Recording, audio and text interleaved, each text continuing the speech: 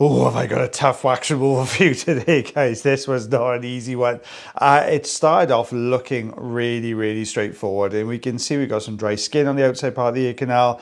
We've got a soft wax plug on the outer part. I thought this is going to be a walk in the park. This is going to come out in minutes, and we'll get this done really easily.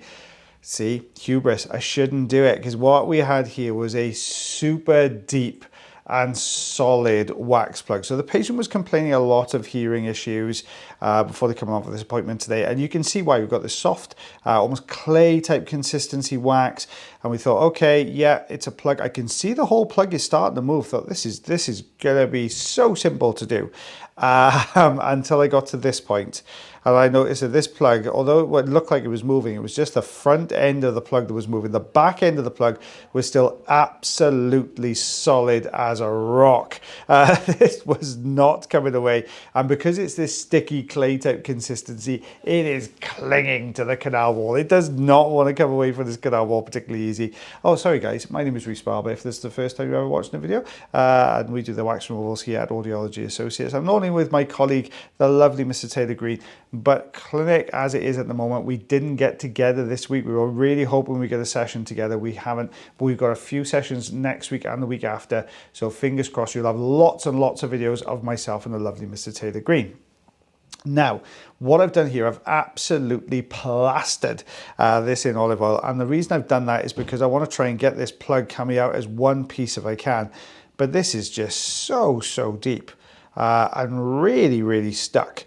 I've got the standard size on the tube, and you can see I'm moving from left to right, lifting from the bottom, trying to work the oil down the side of this plug, but it is just not wanting to move. Let's see if we can get a grip on it. Oh, nearly. Let's get another grip. Nope. It doesn't want to go, guys. And this, I was fighting with this for ages and ages and ages. It just did not want to budge. Guys, don't forget, if you do enjoy the videos, you can always like, heart, share, follow, and subscribe for me. If you really enjoy the videos, you could go onto YouTube and look at becoming a member. There is a link in the description if you're on this on YouTube below, and you can check that out as well. And if you guys have any ideas for things you'd like to see on the videos, by all means, drop them into the comment section, or if you've got any questions about what you're seeing on the video, drop them into the comment section here.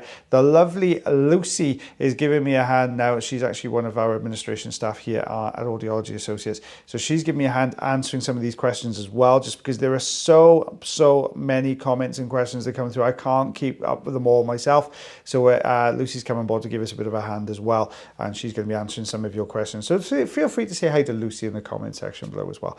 So we're just getting rid of this corner here. I'm just trying to pull it forwards. Now, how many of you are now screaming at the screen, why are you not using a Jobson horn? Why are you not using a tool to get in there? Because this is pushed so far down onto the eardrum. Now, the tools we would normally use to get this out would be what, guys? That's right. It would be either a Jobson horn or a St. Bart's hook, something that's going to get behind this plug, okay? Now, the difficulty we've got is the plug is completely plastered against the side of the canal wall.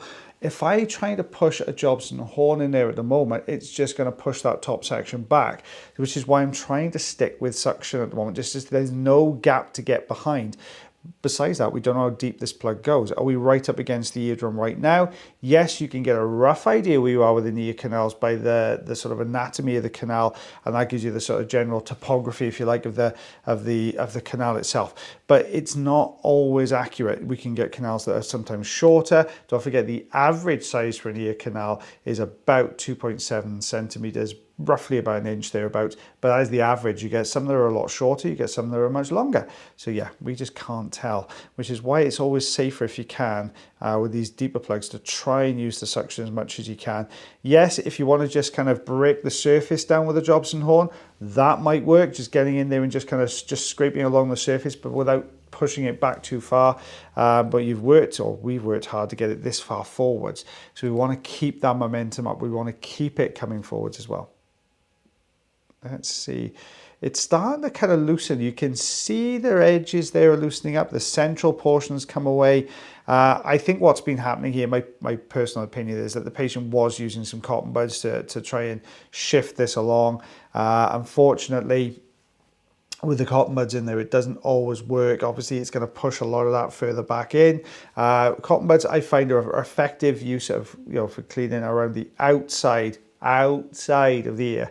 Okay, so around this side here, what you can see just around that edge there, it's great for clearing that away and to give that a quick tidy up, especially when you've got very, very sticky waxes that can sometimes migrate out of the canal and just stick around that outside edge. But anything deeper in, there's just no point. They're not designed to clean ears. They never, if you read on the back of the box, it specifically says not for use in ears on the back of the cotton buds box. So yeah, if you do get that kind of thing, it can be it doesn't really effectively get the wax out. It just pushes it and compresses it down, which is what's happened here. So we are pretty much on top of the eardrum. I can see there we've got a gap. So I'm using the gap and pulling into it now. There we are, dropping this plug forwards.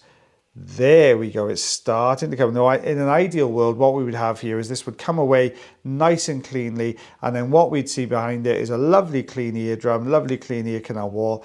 That is not going to happen in this case because we can see just how deeply compressed this has been. So now this is where your heart sinks a little bit because you've got this very, very deep section right down on top of the eardrum, pressed down into all the recesses there as well, front and back. So it's just not going to come away particularly well. Let's see if we can pull this side away. You can see I'm trying to tease it out of that recess. I'm really hoping I see the whole thing lift. But you can see if you look just below the suction tube, as I'm getting a grip on it, it's that soft and sticky. It's all just getting sucked into the suction tube. So we're not really getting a tremendous amount of grip and not much in the way of substance there to get this out. Look at it, it's rolled down on the bottom. So I've put more olive oil in. Sometimes that really helps. It'll help it to slide. I've also gone down to the fine end here rather than using the standard size on the tube. I'm hoping if I can get a grip on an edge, like that edge, we can lift the whole thing out. There we go. That whole side's come away. But you can see it breaking down. As soon as it comes out of that recess, it's starting to break down straight away. Unfortunately, there we go. That's come away as well. I didn't want to see that. I wanted that whole section down there to pull out. So we're going to just see if we can get this edge here. You can see how it's pushing, it's flexing a little bit. It's right on top of the eardrum. There we go. Got that section away. And the next section. Now we talked about this in a video or a couple of videos back, and I said, sometimes you'll get these bits that appear on the eardrum here. Now, why do we remove some and we don't remove others? That's a question. I can hear you all crying, oh no, you left it, it's really dirty. It's not dirty. Basically what you have is a very thin layer of wax that's sitting on top of the eardrum. If there's quite a harder or a more substantial layer of wax, by all means, I'll go on and take that off with a fine end. When it's this type of consistency where you've got this very, very thin, it's almost like a mushy layer, to get that off, you'd have to pop the standard, you'd have to pop you'd have to pop the fine end on top of that and work your way along that line. And obviously the least amount of time we can spend touching that eardrum, the better in this case. Sorry guys, no ruler shot on that one. Not too sure why I didn't do a ruler shot. Perhaps everything was getting sucked in as I was taking it away. But thank you for watching our video again today, guys. I know me and Taylor are together for a few sessions over the next 2 weeks, and those are in the diary ready, so they are definitely there. So me and Taylor will be back together real soon. I think you've got me for probably subscribers have got me for another video on Monday. Members will probably have me for another video again, and then you're back to with me and Taylor again as well, the dream team as we like to call them. But as always guys, take care of yourselves, take care of your ears, and take care of one another, and we'll see you again real soon. Bye everyone.